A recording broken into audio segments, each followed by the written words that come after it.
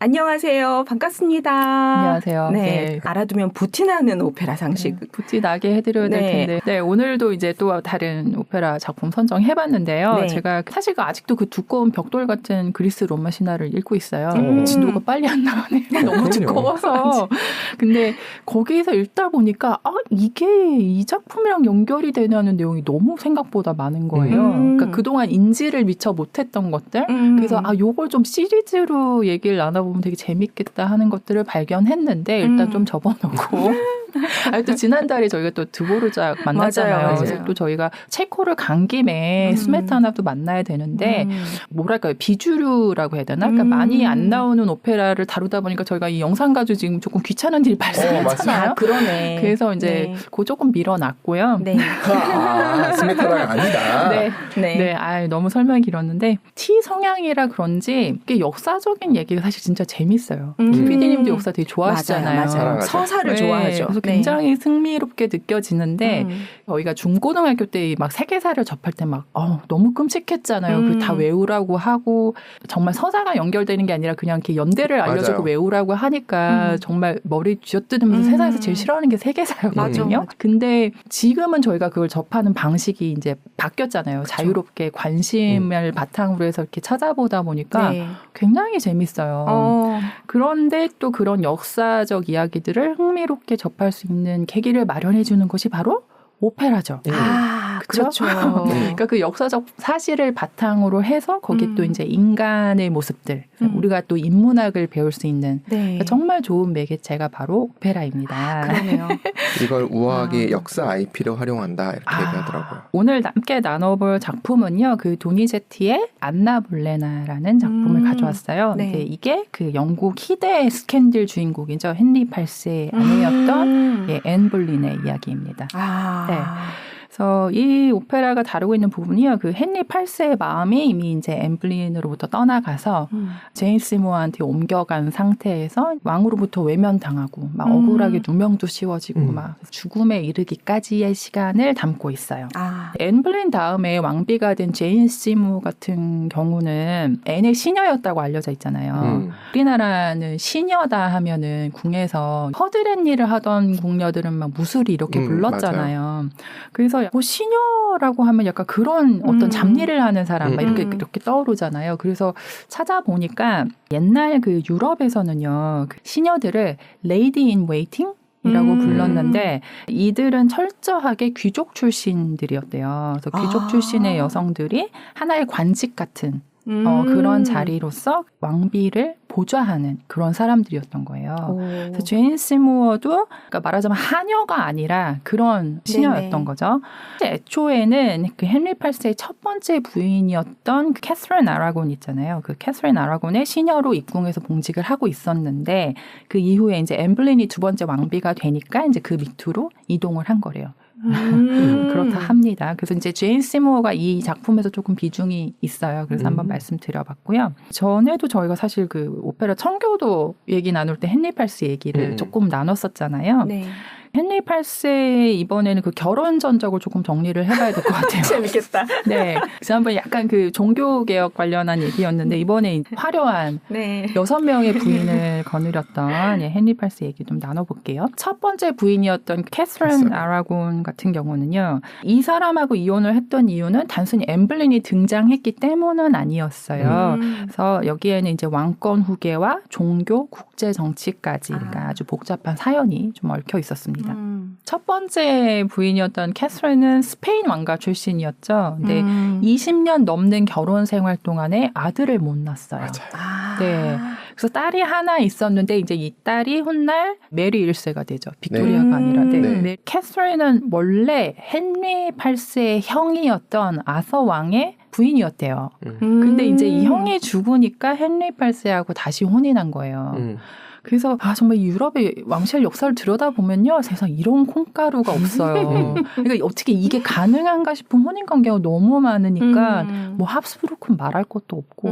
거긴 친인척 간에 되게 많았고. 너무 많더라고요. 근데 유럽은 되게 신기한 게 이게 어떤 면에서 보면 남녀 평등을 우리식이 아닌 그러니까 우리 조선시대식을 생각하잖아요. 근데 고려시대로 넘어가면 우리도 비슷했어요. 여자분이 한 분 있고 남편이 맡기는 경우들이 은근히 많아요. 아, 그래요? 네. 근데 이게 성경식으로 보자면 이런 의미가 있어요. 예전에는 여자 혼자 먹고 살기 힘들었잖아요. 아. 그래서 남자가 전쟁에서 죽으면 그 동생이 이 집을 책임진다는 걷어들여야 되는 거예요. 그런 개념에서. 그래서 초창기에는. 와이프가 넷까지 가능하게 만든 것도 거기서 그러니까 일종의 사회보장 느낌이었대요. 남자가 보험이었네요. 맞아요. 일도 하고 전쟁도 하고 이래야 되다 보니까 그 사람이 죽으면 그럼 이 사람은 먹고 살 게 막막하니까 그분의 와이프를 걷어서 같이 사는. 형사취수제라는 게 저희 고구려 시대 때도 있었잖아요. 아, 그렇군요. 그게 같은 맥이더라고요. 그래서 그런 의미에서 보면 조금 이해도 되고. 네. 전혀 아주 뭐 이상하다만 할 건 아니긴 하죠. 그렇죠. 그 환경 속에서 만들어진 제도기 때문에 살 수 있게 해주는 그런 그거는 거였대요. 말이 안 되죠. 그 브레이브하트의 배경이 되는 초야권 이건 말이 안 되는 거고. 그렇죠, 그렇죠. 그거는 인종을 섞겠다라는 목표였는데 그건 말도 안 되는 거였고 스코틀랜드 애들한테 영국 피를 넣겠다. 아, 그게 의도였었군요. 네, 의도는 그거였어요. 저희가 봤을 때 다 그 나라가 그 나라인데 또 자기들끼리는 그게 맞아요. 있었나 또 달라요. 봐요. 네. 아들을 낳지 못하던 중에 정치적으로 야욕이 넘쳤던 엠블린이 등장을 한 거예요. 네, 근데 이제 사실 엠블린은 단순히 헨리 8세의 애인에 그치는 거를 거부하고 네, 나를 왕비로 받아주지 않으면 나는 절대 나를 주지 않을 거야. 나를 허락하지 않을 거야. 막 이렇게 굉장히 세게 나갔대요. 그래서 헨리 8세가 몸이 달았죠. 나한테 이런 여자 네가 처음이야 였던 거예요. 네, 그래서 집착을 했던 것 같아요. 그런 와중에 정치적으로 또 이슈가 발생을 하는데 사실 이제 이 관계가 불안정해진다는 거는 스페인과의 동맹의 균열이 가는 걸 의미했었어요. 그래서 캐서린과의 결혼을 무효로 하는 건 이제 나 너하고 동맹 깰 거야 라는 굉장히 노골적인 움직임이었던 거고요. 거기다 이제 문제가 당시에 교황이었던 클레멘스 7세가 이 캐서린 왕비의 조카이자 신성 로마 제국 스페인의 왕이었던 카를 5세의 영향력 아래에 있었대요. 네, 그러다 보니까 이 이혼에 대해서 절대 승인을 할 수가 없었고 그렇기 때문에 이제 헨리 8세가 폭발한 거예요. 내가 이혼을 하겠다는데 지금 네가 못하게 하니까 이제 화가 난 거죠. 이 헨리 8세가 극단적인 결단을 내려서 교황의 권위 영향력을 다 끊어버리겠다라고 이제 결정을 하고 영국 국왕이 곧 영국 교회의 수장이다를 선언을 한 거예요. 그래서 이것이 그 영국 성공회의 시작이 된 거였죠. 그래서 교황청하고 결별을 하고 이렇게 영국 국교의 독립이 이루어지면서 이제 결국 이후에 종교 개혁의 시발점이 되는 어떤 그런 유럽 종교사 전체를 뒤흔드는 그런 일을 하셨죠. 그렇죠. 일을 저질러 놓은 거죠. 보셨는지 모르겠어요. 사실 그 나탈리 포트만이 주인공으로 출연을 했던 디어드 볼링걸이구나. 한국에서는 아마 차은일의 스캔들이라고 또 있었어요. 그래서 그 영화에서는 이렇게 나오더라고요. 헨리 8세가 뭐 사냥을 나왔는지 뭐 어쨌는지 어떤 연유로 엠블린 집에서 머물게 된 거예요. 근데 그때 엠블린 말고 엠블린의 언니였던 메리 블린한테 반했어요. 근데 문제는 메리 블린이 유부녀였어요. 이미 결혼을 한 상태였는데도 그 메리를 데려다 자기 정부로 삼습니다. 네, 왕이니까. 그럼요. 네, 근데 이제 그런 와중에 엠블린이 좀 질투? 이렇게 그런 상황에서 막 적극적으로 왕한테 들이대요. 자기가 막 꼬시는 거예요. 이 영화를 보시면 그 메리 블린 같은 경우는 헨리 8세 아이를 낳은 걸로 나와요. 그런데 시기적으로 이미 혼인을 하는 여인이었고 왕의 정부이기도 했고 동시에 그래서 그냥 표면적으로 봤을 때는 남편의 아이였지만 사실 헨리 8세의 아이일 수도 있다라는 가능성이 계속 제기됐던 거죠. 근데 문제는 헨리 8세가 이거를 공식적으로 인정하지 않았대요. 잡스야? 잡수도 있나요? 잡스도 자기 딸인데 아닌 척했죠. 근데 이게 단순히 실수다. 그러니까 이거를 커버하기 위해서 거부한 건 아닌 것 같고 왜냐하면 사생아가 한 명이 또 있다더라고요. 헨리 8세가. 그래서 자기가 공식적으로 인정을 했대요. 그 아이는. 그런 이유 때문에 아니라고 하는 건 아니었던 것 같다. 그러니까 이렇게 알려져 있고 다만 메리의 집안이 그 왕실로부터 굉장히 극진한 우대를 받았다고 해요. 그러기도 했고 이제 나중에 엠블린의 딸이 여왕이 올라가잖아요. 엘리자베스 1세가 이 메리가 낳은 아이를 굉장히 극진하게 여겼대요. 이 아이가 우리 조카를. 이모가 낳은 우리 아빠의 딸인 거예요.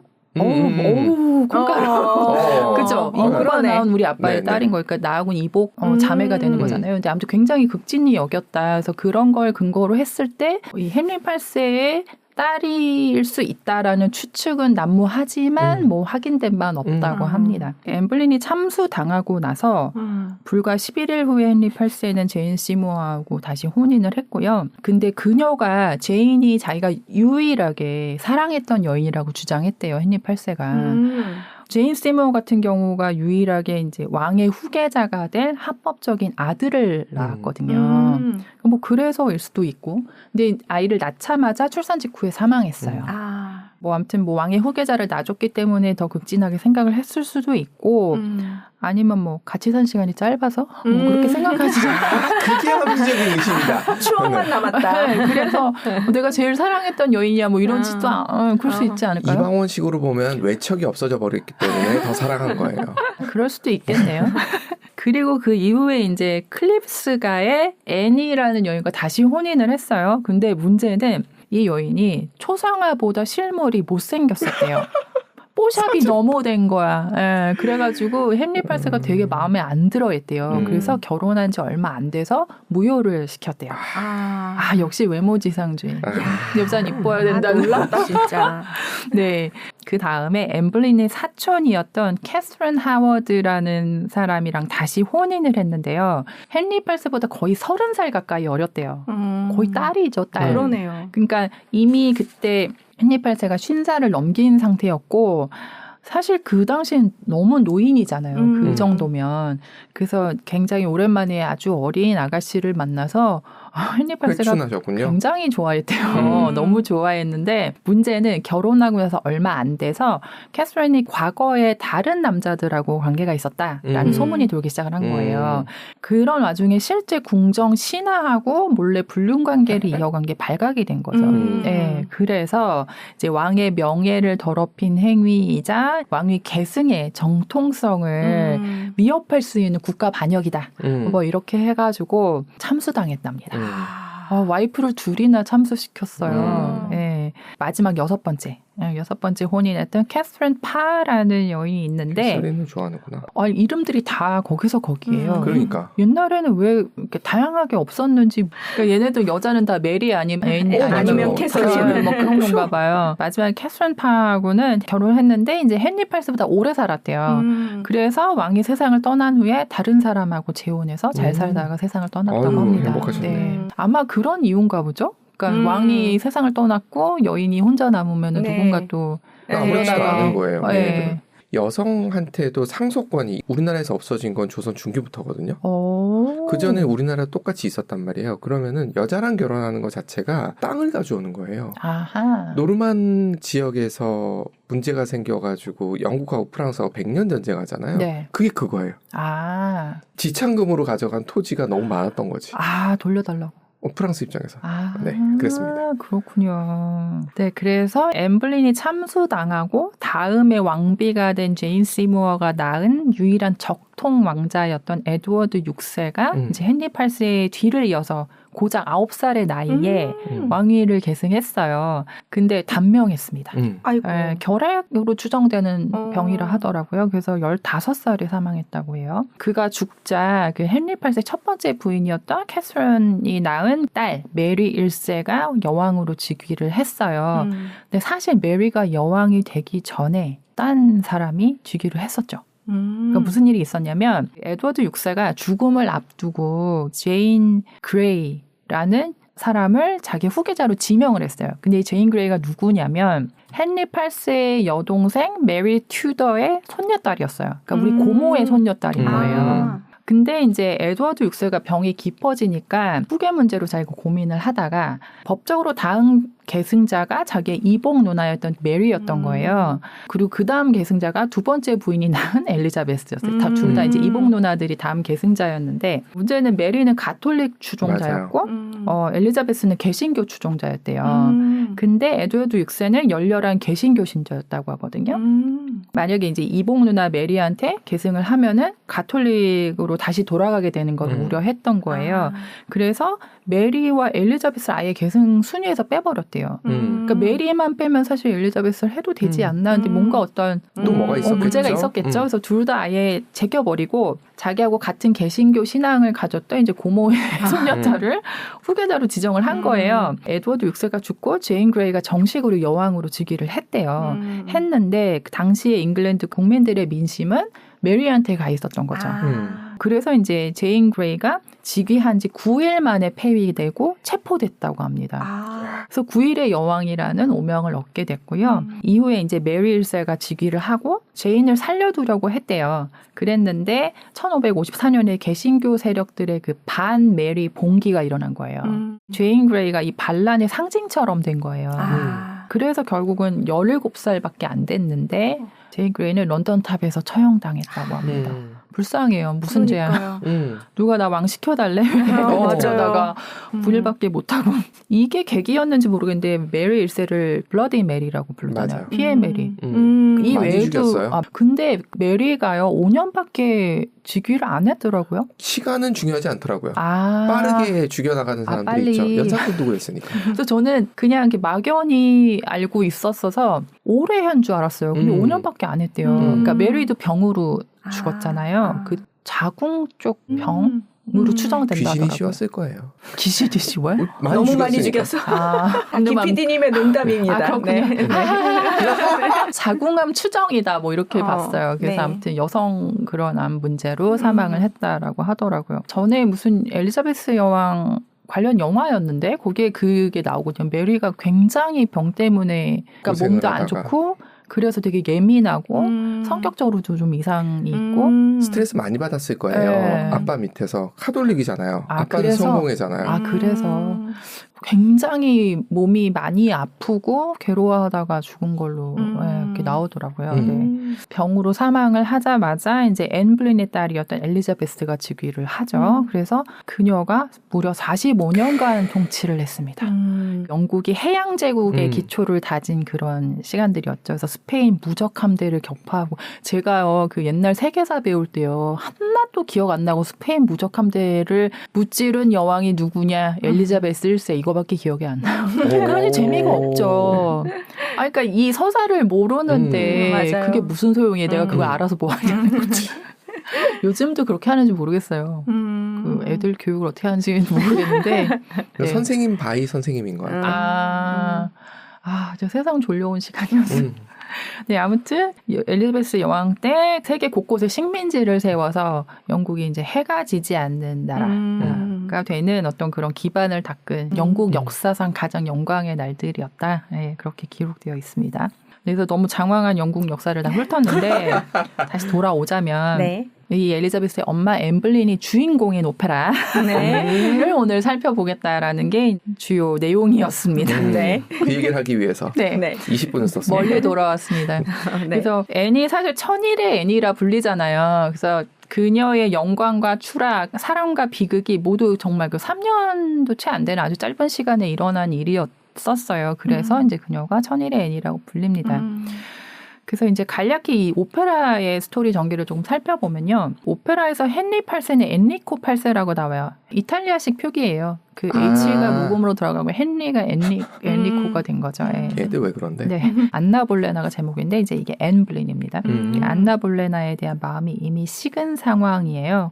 그래서 새로운 연인 극에서는 제인 시모어가 조반나 세이모로 나오는데 제인한테 푹 빠져 있는 그런 상황입니다. 그리고 조반나는 왕의 사랑을 받는 것에 대해서 굉장히 큰 죄책감을 느끼고 있는 그런 상황이에요. 왜냐하면 자기는 안나의 시녀이자 또 친구이기도 했기 때문에 그거에 대해서 굉장히 죄책감을 느끼는 그런 사람이에요. 이때 굉장히 마음에 상처를 입고 힘들어하는 안나한테 한때 사랑했던 남자 펄시 경이라는 사람이 이제 돌아왔다는 소식을 듣게 됩니다. 근데 이 펄시 경은요, 잉글랜드 북부 명문 귀족 가문 백 작가의 후계자로서 그 실제 앤 블린이 한때 사랑했던 인물이에요. 실존 인물인데 그들의 혼인은 이제 허락되지 않아서 못했다고 하거든요. 근데 이제 왜냐하면 당시에 앤이 이미 헨리 8세 첫 번째 왕비의 시녀였었대요. 펄시는 이미 다른 귀족 여성하고 약혼을 한 상태였다고 해요. 그런저런 이유로 이제 혼인을 못했고 애니 여왕이 되기 전에 정말 한때 그냥 좀 사랑했던 그런 남자인데 그 인물을 이제 오페라 속에서 좀 갈등의 소재로 삼기 위해 끌어들여 온 거죠. 그래서 오페라 속에서는 여전히 안나를 사랑하고 있어서 헨리 8세의 의심과 질투를 사게 만드는 그런 대상이 됩니다. 안나와 펄시경의 재회가 이제 결과적으로는 안나의 파멸로 이어지는 그런 도화선이 되는 거예요. 스토리상으로는. 헨리 8세는 안나를 그래서 이제 불륜 혐의로 몰아붙여서 처형하게 이르는데 그들의 관계를 이제 이용한 거고요. 이 여기에 스메톤이라는 궁정 음악가가 등장을 해요. 굉장히 젊은 청년이거든요. 근데 이 청년이 안나를 짝사랑하는 상황이에요. 그래서 안나의 그 아주 자그마한 초상화를 간직하고 있었는데 그게 이제 발각돼요. 그래서 이 역시도 안나를 파멸로 이끄는 또 하나의 계기가 됩니다.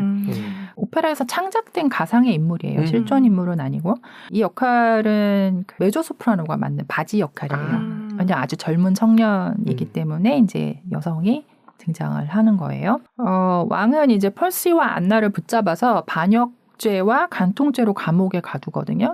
조반나가 왕한테 무릎 꿇고 안나를 용서해달라고 간청하지만 당연히 차갑게 거절을 하죠. 그래서 감옥 안에서 안나는 끝없는 좌절 끝에 막 정신이 무너지기에 이르고 행복했던 시절을 회상하면서 마지막에 알돌체 귀담이라는 이런 아리아를 부르는데 이게 굉장히 유명해요. 이게 이제 오페라에서 하이라이트가 되는데 이것도 이제 광란의 아리아라고 부르거든요. 네. 그래서 저희가 익히 벨칸토 오페라를 몇 개를 살펴보면서 이 광란에 관해서 여러 번 얘기를 했잖아요. 네. 그 시대의 특징이었던 것 같아요. 작품의 특징. 그래서 약간 여성들이 제정신이 아닌 상태에서의 어떤 그런 표현을 가장 드라마틱하게 잘 할 수 있는 그런 특징을 가지고 있는 것이 이제 벨칸토 오페라 창법이다 보니까 이제 그런 게 또 활용이 됐던 것 같아요. 그 아리아를 부르고 이제 자기 그 과거에 행복했던 시절들을 막 이렇게 회상을 하거든요. 막 제정신이 아닌 상태에서. 근데 그러다가 다시 현실로 이제 정신을 차린 직후에 바로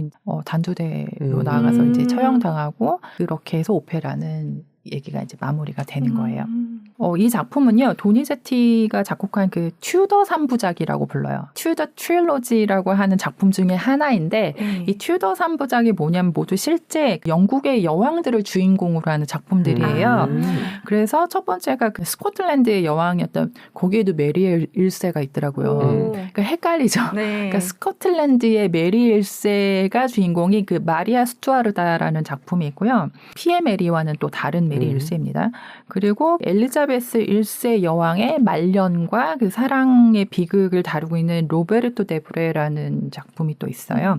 그리고 이 안나 볼레나 해서 세 가지가 이제 튜더 트릴로지라고 합니다. 그래서 이 작품들은 이제 역사적 인물들을 가져왔지만 어떤 그런 역사적 사실보다는 이 여인들의 어떤 그런 감정을 중심으로 펼쳐지는 심리극들이에요. 네. 그래야 재밌죠. 그렇죠. 역사적 사실은 뭐 다큐죠. 네, 맞아요.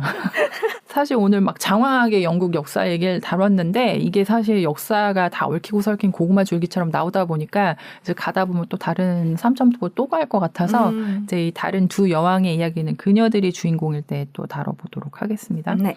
이 오페라는 펠리체 로마니가 대본을 썼어요. 그리고 이제 도니제티가 1830년에 오페라로 작곡해서 초연한 작품인데요. 펠리체 로마니 같은 경우는 그 벨칸토 시대의 아주 대표적인 대본가였어요. 앞서 살펴봤던 벨리니의 노르마 그리고 몽유병의 여인의 대본을 썼던 바로 그 장본인이거든요.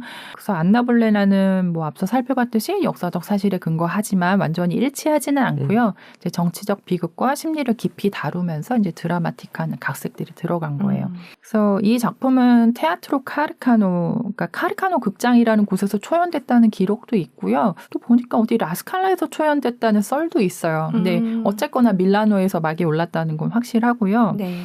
초연 당시 안나 볼레나 역의 그 주디타 파스타라고 당시 벨칸토 시대 최고의 소프라노로 손꼽혔던 사람이 주인공이었거든요. 네. 사실 주지타 파스타 같은 경우는 이후에 베르디의 라트라비아타 공연에도 섰다는 얘기가 있어요. 그런데 사실 이 분이 라트라비아타가 초연될 당시 그 시기에는 굉장히 나이가 많이 들었었다고 하거든요. 그래서 이게 맞는 얘기인지는 잘 모르겠습니다. 도니제티에 관해서는 예전에 얘기를 많이 살펴봤기 때문에 네. 굳이 다루지 않았고요. 그저 19세기 이탈리아 벨칸토 오페라가 꽃피우던 시기의 대표적인 오페라 작곡가였다. 이렇게만 정리를 할게요. 그래서 안나 볼레나는 천일의 엠블린의 이야기를 담은 오페라라서 오늘 좀 영국 역사를 다 짚어봤는데요. 네. 전반의 배경 이야기는 이제 여기까지만 하고 네. 음악을 조금 들어보도록 하겠습니다. 좋습니다.